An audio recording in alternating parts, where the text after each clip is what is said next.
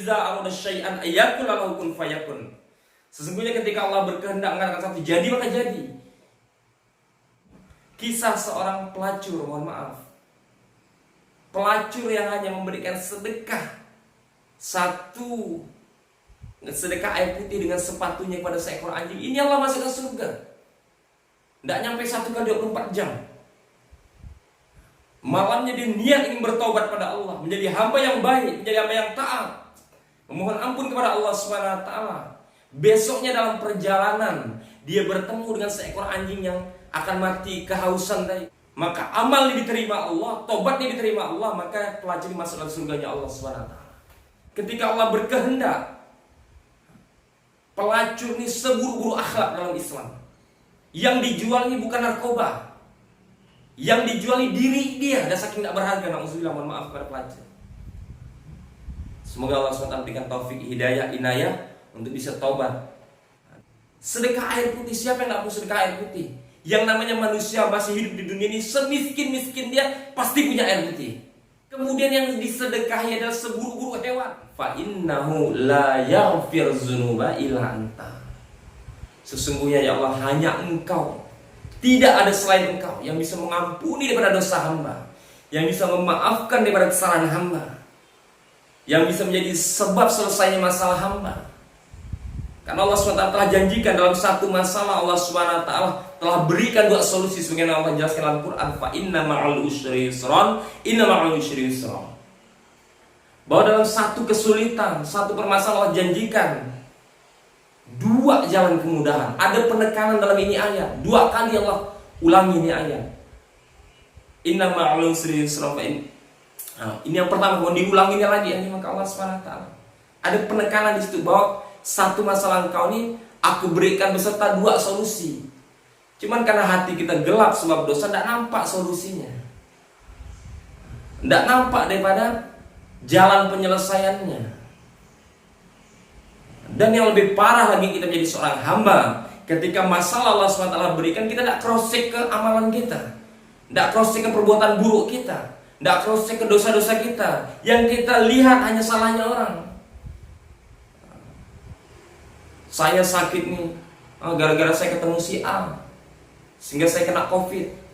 Kalau saya tidak ketemu dia mungkin di tempat kerja, atau silaturahim ke rumah dia, mungkin saya tidak akan kena COVID. Orang yang salah, bukan kita. Rumah tangga kita berantakan, na'udzubillah. Kita salahkan gara-gara suami saya ketemu dengan si A, atau gara-gara istri saya ketemu dengan si B nih, sehingga rumah tangga saya berantakan, kacau balau dan lain sebagainya. Anak kita mungkin gagal menjadi anak yang soleh-soleha, menjadi anak yang melawan, yang menyusahkan, menggelisahkan. Yang kita salahkan sekolahannya nih, mungkin karena dulu sekolah di sekolah ini dia jadi akhlaknya seperti ini, berteman dengan teman yang ini karena akhlaknya seperti ini, karena dia bermain berteman dengan si dan sebagainya. Orang yang kita salahkan gitu. Ini yang bahaya benar dalam kehidupan kita. Maka kenali dirimu sebelum kamu mengenal Tuhanmu. Jadi kita kenal gitu, ketika masalah datang, apa status saya ini apa? Kalau status saya ketika masalahnya Allah SWT hantar dalam kehidupan saya berlaku maksiat, maka ini hukuman Allah. Langkah pertama saya tobat, minta ampun pada Allah agar hukuman dicabut. Tapi ketika masalah Allah SWT datang dalam status kita taat pada Allah, kita lagi taat-taatnya sholat, lagi taat-taatnya baca Quran, lagi menyempurnakan tobat, makin parah masalah datang, makin banyak masalah datang. Ini statusnya ujian. Seperti mahasiswa yang diuji, hakikatnya dia akan dinaikkan derajatnya. Seperti siswa yang diuji, hakikatnya dia mau dinaikkan kelasnya. Kelas kita mungkin sekarang kelas pendosa, mau dinaikkan menjadi hamba yang beriman, mau dijadikan sebagai hamba yang berhijrah. Nanti naik lagi hamba yang tahu, naik lagi dan sebagainya. Jadi dalam status kita nih, na'udzubillah, kita jauhi cara-cara kita menyalahkan orang. Tidak ada masalah, tidak ada musibah, perbuatan buruk yang datang dalam kehidupan kita sebab orang lain itu tidak ada. Gara-gara amal orang lain itu tidak ada. Yang ada gara-gara amal buruk saya, perbuatan buruk saya, sebab akhlak buruk saya, ini yang menimpa masalah musibah dalam kehidupan saya. Wa abu bizambi faghfirli fa innahu la yaghfiru dzunuba illa anta. Kita pernah mengakui kepada Allah bahwa hanya Allah yang berhak, punya hak prerogatif menilai kita berdosa, menilai kita banyak berlaku kezaliman, dan berhak, punya hak prerogatif mutlak mengampuni daripada dosa-dosa kita. Manusia tidak akan bisa mengampuni dosa kita. Bahkan guru kita ataupun kiai kita tidak akan bisa mengampuni dosa kita. Mutlak hanya Allah. Ketika Allah telah memberikan ampunannya kepada kita, Dia telah kembali sayang kepada kita, ridho kepada kita, kita naik kelas dari kelas hamba yang berdosa menjadi kelas hamba yang berhijrah dalam proses memohon ampun, mencari keridhaan Allah Subhanahu wa taala. Maka disinilah solusi akan bertahap Allah Subhanahu wa taala berikan. Yang dimaksud Allah Sayyidul Istighfar ini, Masya Allah, jadikan kayak di cemilan kita gitu. Lagi pakai motor, Allahumma anta rabbi la ilaha illa anta khalaqtani wa ana abduka wa ana ala ahdika wa wa'dika mastata'na a'udzubika min syarri ma sana'na bulaka bi ni'matika alaina wa abu bi dzambi faghfirli fa innahu la yaghfiru dzunuba. Ketika kita inginnya jamak, Allahumma anta rabbi a'udzubika min syarri ma sana'na. Ya Allah, aku mohon berlindung kepada Engkau ya Allah dari perbuatan buruk kami, aku, istriku, anak-anakku. Kita mintanya jamak. Jadi sehingga bukan masonaktu tapi masonakna, kami ya Allah. Karena kewajiban seorang suami mendoakan istri dia, anak-anak dia, bagaimana istri-istri dia diampuni juga oleh Allah dosanya, diperbaiki akhlaknya, diberikan hidayah oleh Allah. Ini kewajiban kita sebagai seorang suami. Tapi ketika dosa kita pribadi, a'udzubika min syarri ma sana'tu. Ketika kita berkendaraan, ketika mungkin istri kita lagi masak, ajarkan dia untuk mengamalkan ini. Cuman yang paling terpenting dengan pemaknaan gitu. Bukan hanya sekedar pelafasan, tapi pikiran kita kepada pemaknaan. Allahumma anta rabbi ya Allah, Tuhanku ya Allah. Sambil kita bayangkan Allah yang menciptakan kita. A'udzubika min syarri ma sana'tu, ya Allah, aku berlindung dari perbuatan, sambil kita bayangkan kezaliman kita. Kemudian saat dosa kita bayangkan dosa-dosa kita. Lebih indah gitu. Sambil masak, Allahumma anta rabbi la ilaha illa anta khalaqtani na'buduka wa ana ala ahdika wa wa'dika mastata'tu a'udzubika min syarri ma sana'tu abu'u laka bi ni'matika alayya wa abu'u bi dzambi faghfirli fa innahu la yaghfiru dzunuba illa anta. Sambil masak, sambil dagang, jaga toko, bekerja, sambil ngayun anak, misalnya istri kita, baca terus ini gitu. Bukannya kita tidak boleh baca amalan yang lain, boleh saja kita baca amalan yang lain. Cuman ketika kita bermasalah, kenali dulu status kita. Ketika musibah, masalah, kesulitan, cek status bahasanya. Bukan status IG, WhatsApp, Facebook yang kita cek terus, tapi status diri kita nih di hadapan Allah, ini status kita pendosa kah? Orang yang normal kah? Atau muttaqin, orang yang takwa?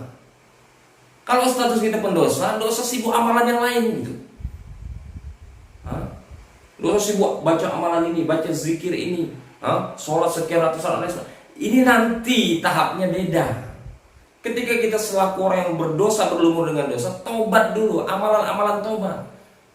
Qiyamul lailnya, tahajudnya, sholat malamnya diganti semua dengan sholat tobat. 8 rakaat, ya kan? 6 rakaatnya sholat tobat, 2 rakaatnya tahajud. Kemudian witir. Kemudian zikir yang tadi biasanya membaca zikir Allah, Allah, Allah sampai 1000 kali. Atau ada zikir lain misalnya, kita ganti dulu dengan istighfar yang kita perbanyak, kita sempurnakan. Istighfar terus dengan pemaknaan. Kemudian membaca la ilaha illa anta subhanaka inni kuntu minadh dhalimin. Tiada Tuhan selain Engkau ya Allah, hamba ini orang yang zalim. Ini kan zikir-zikir taubat semuanya. Ini yang kita lafazkan hari-hari sambil kita berdagang tadi, berkendaraan. Jadi kita jadikan sebagai cemilan. Ini yang proses, membuat proses cepatnya. Karena mutlak yang menerima taubat kita adalah Allah Subhanahu wa taala, mengampuni pada dosa kita adalah Allah Subhanahu wa taala. Kapan saja Allah Subhanahu wa taala kuasa 1 hari dosa kita terhapus, diterima semuanya oleh Allah Subhanahu wa taala, bahkan 1 jam mungkin. Ini dalam kekuasaan Allah Subhanahu wa taala. Innama amruhu iza arada syai'an ayyakul lahu kun fayakun. Sesungguhnya ketika Allah berkehendak mengatakan satu, jadi maka jadi. Kalau Allah berkehendak, hak terhapus semua dosanya. Umar Arif terhapus semua dosa istrinya, terhapus semua dosa orang tuanya, terhapus semua dosa kita. Mudah bagi Allah. Kuncinya baik sangka saja kepada Allah Subhanahu wa taala. Contohnya apa di muka Allah Subhanahu wa taala? Kisah seorang pelacur, mohon maaf. Pelacur yang hanya memberikan sedekah satu sedekah air putih dengan sepatunya kepada seekor anjing. Ini Allah masukkan surga. Tidak nyampe 1 kali 24 jam. Malamnya dia niat ingin bertobat pada Allah, menjadi hamba yang baik, menjadi hamba yang taat, memohon ampun kepada Allah Subhanahu wa taala. Besoknya dalam perjalanan dia bertemu dengan seekor anjing yang akan mati kehausan tadi. Kemudian dia masuk ke dalam sumur, diambilkan air.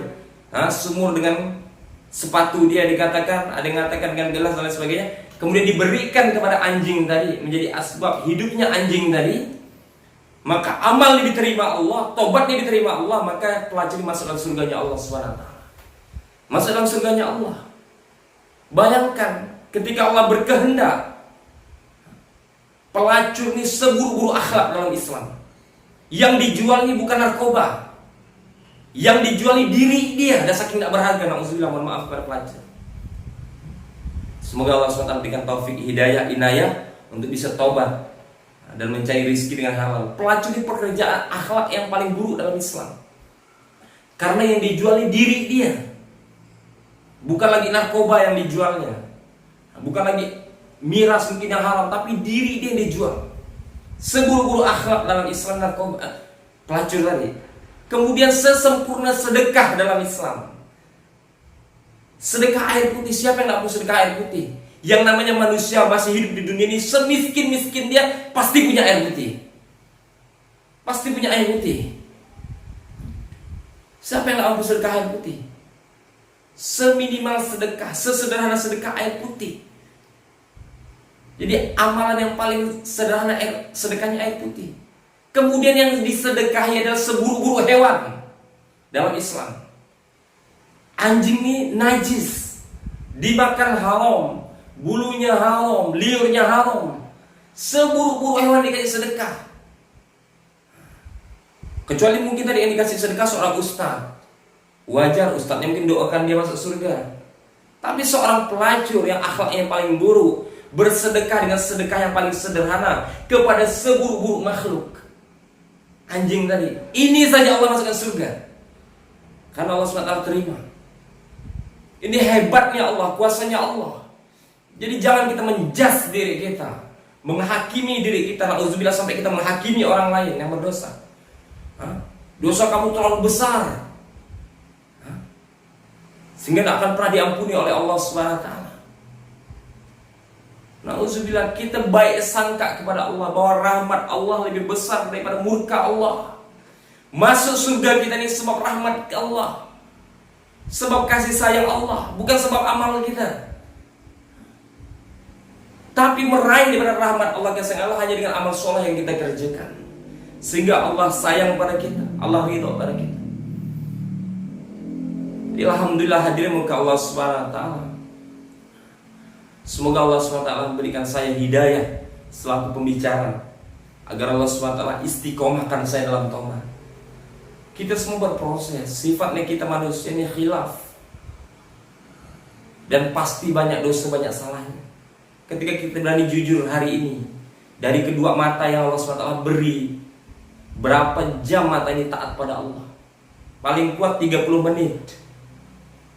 Dia membaca Quran dalam proses taat, paling kuat 1 jam dia membuat satu amal. 23 jam terkadang mata kita bermaksiat kepada Allah. Terkadang mata kita bermaksiat kepada Allah Subhanahu wa taala. Maka hadirin maka Allah Subhanahu wa taala, baik sangka pada Allah ketika kita dalam proses hijrah, proses taubat kita, minta ampun kepada Allah Subhanahu wa taala, dan amalkan sayyidul istighfar tadi. Lagi jalan kita amalkan, karena ini bagian dari proses mengingat Allah dengan sebab kita mohon ampun terhadap dosa-dosa kita. Dan mereka, kata Allah, yang mengingat aku dalam posisi berdiri, duduk, diam, berbaring, berjalan dimanapun dia ingat Allah Subhanahu wa taala. Jadi yang pertama ketika masalah Allah datangkan dalam kehidupan kita, kita bersyukur dulu, karena kita ini masih jadi hamba yang diperhatikan Allah, dilihat Allah. Setelah kita bersyukur dengan masalah yang Allah berikan, dan pasti engkau berikan hamba ini masalah, hamba ini mampu untuk menerima. Hamba ini kuat untuk menerimanya. Tidak akan mungkin di luar daripada beban kehidupan hamba, beban kemampuan hamba. Yang kedua, kita taubat kepada Allah. Sebab masalah dasar ada dosa yang kita kerjakan. Nauzubillah, sampai kita nyerempet 5 dosa besar tadi. Syirik, durhaka dengan orang tua, salah, berzina, kemudian harta haram. Kemudian yang ketiga, ya kan, setelah kita taubat pada Allah, kita baik sangka pada Allah. Baik sangka pada Allah SWT, bahwa Allah ini maha baik, maha rahman, maha pemurah, maha penyayang kepada hamba-hambanya. Kita nih ibarat hamba Allah nih, ketika Allah kasih masalah nih, nakal gitu, sehingga harus Allah jewer pakai masalah gitu. Sehingga kita dijewer Allah, balik kau nakal gitu, sehingga kita kembali pada jalan Allah. Nanti ketika Allah kasih kesenangan, kita lupa lagi pada Allah, khilaf lagi pada Allah, dijewer lagi oleh Allah, ditegur lagi oleh Allah, balik lagi, sampai akhirnya nanti Allah benar-benar panggil kita. Allah SWT benar-benar udah katakan, waktunya kamu pulang. Inna lillahi wa inna ilaihi rajiun. Maka dilihat posisi kita di saat ini, posisi sebagai hamba yang taat atau hamba yang maksiat. Nauzubillah min dzalik. Semoga Allah SWT jadikan kita semua hamba yang taat, yang istiqomah dalam ketaatan, istiqomah dalam taubatnya, istiqomah dalam amal solehnya. Dan jangan lupa kita ini senantiasa dakwahkan perkara kebaikan, bicarakan. Segala sesuatu akan melekat pada diri kita ketika kita bicarakan. Sayyidul istighfar, agar kita cepat untuk hafal, kita cepat untuk bisa memaknai, memahaminya. Dengan pertolongan Allah, kita bicarakan, ketemu dengan adik kita, ketemu istri kita, sampaikan, ini ada amalan, Allahumma anta rabbil, sampaikan kepada dia, dakwahkan pada dia, ajak dia untuk mengamalkan ini. Kepada tetangga kita ajak, kepada kerabat kita ajak, sehingga janji Allah untuk mempercepat proses taubat kita. Barang siapa yang mengajak pada satu kebaikan, maka dia akan mendapatkan ganjaran kebaikan yang sama, ganjaran pahala yang sama sebagaimana yang orang kerjakan. Hari ini kalau kita membaca sendiri Allahumma anta rabbi 1 kali 1 hari mungkin, atau 100 kali 1 hari kita baca, mungkin lama prosesnya, mungkin tergantung hak prerogatif Allah menerima atau enggaknya. Tapi kalau hari ini dibantu dengan 10 ahli keluarga kita yang juga ikut baca, karena kita ngasih tahu amalan ini tadi, dia juga ikut baca amalan ini setiap hari. Sahabat kita 20 orang, lewat WhatsApp kita sampaikan, amalkan ini dalam proses minta ampun pada Allah, sayyidul istighfar. Atau alhamdulillah ketika kita upload di YouTube, kemudian bisa banyak orang yang tahu, banyak orang yang mengamalkan. Maka kita tidak tahu sayyidul istighfar siapa yang diterima. Maka itu akan ngalir pada kita, orang yang pertama kali menyampaikan ini, menjadi asbab dakwah, menyampaikan kebaikan tadi, kita juga akan menerima daripada ganjarannya. Semoga Allah SWT pahamkan saya, pahamkan kita, dan jadikan ini asbab hidayah. Kita niat amalkan. Barang siapa yang mengamalkan satu ilmu yang Allah SWT berikan, maka Allah SWT akan tambahkan lagi ilmu yang baru kepada dia. Maka satu ilmu belajar kita amalkan. Bukan kita pandang siapa yang berbicara, mantan penjahatkah dia, siapakah dia yang berbicara, tapi apa yang dibicarakan ketika tidak bertentangan dengan Quran, tidak bertentangan dengan sunnah, tidak bertentangan dengan ulama kita, ya udah kita sami'na wa ata'na, dengar taat. Indahnya berbagi dalam Islam, Masya Allah. Subhanallah bihamdi, subhanallah bihamdika, asyhadu an la ilaha illa anta